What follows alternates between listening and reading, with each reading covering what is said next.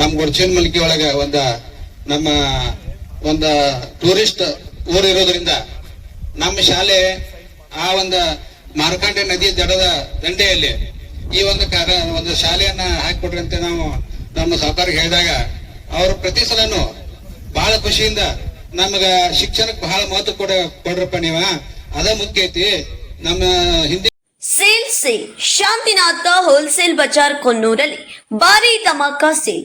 ಈ ಆಫರ್ ಕೇವಲ ದಿನಾಂಕ 20ರವರೆಗೆ ಮಾತ್ರ. ಡಿಸೈನ್ಗಳ ಸಾರಿಗಳು, ರೆಡಿಮೇಡ್ ಬಟ್ಟೆಗಳು, ಸಿಂಥೆಟಿಕ್ಸ್, ಫ್ಯಾನ್ಸಿ ಸೀರೆಗಳು, ಶೂಟಿಂಗ್, ಶರ್ಟಿಂಗ್ ಗಾರ್ಮೆಂಟ್ಸ್ ಮತ್ತು ರೆಡಿಮೇಡ್ ಬಟ್ಟೆಗಳಾದ ಬಟ್ಟೆ ಖರೀದಿಗಾಗಿ ಎಲ್ಲಾ ಕಡೆಯಿಂದ ಜನಸಾಗರ ಹರಿದು ಬರುತ್ತಿದೆ. ಪೀಳಿಗೆ ಎಲ್ಲ ಮುಂದೆ ಬರಬೇಕು, ಶಿಕ್ಷಣ ಮೇನ. ಅದಕ್ಕಾಗಿ ನೀವು ಈ ಶಿಕ್ಷಣ ಬಗ್ಗೆ ಕೇಳೋದ್ರಲ್ಲ ನನಗೆ ಬಹಳ ಸಂತೋಷ ಆಗತ್ತೆ. ನಿಮ್ಮೂರಿಗೆ ಹಾಕಿ ಬರ್ತೇನೆ ಅಂತೇಳಿ ಈ ನಮ್ಮ ಡಾಕ್ಟರ್ BR ಅಂಬೇಡ್ಕರ್ ವಸತಿ ಶಾಲೆ ನಮ್ಮೂರಿಗೆ ಶಾಂಕ್ಷನ್ ಮಾಡೇ ಬಿಟ್ರು. ಅದಕ್ಕ ನಮ್ಗೆ ಬಹಳ ಖುಷಿ ಆಗೈತಿ. ಆ ಒಂದು ನಿಟ್ಟಿನಲ್ಲಿ ನಮ್ಮ ಗೊಡ್ಚಿ ಮಲ್ಕಿಗೂ ಸಹಿತ ಯಾವುದೇ ಕೆಲಸ ಕಾರ್ಯಗಳನ್ನ ನಾವು ಕೇಳ್ಕೊತು ಅವೆಲ್ಲ ಮಾಡ್ಕೊತ ಬಂದರು.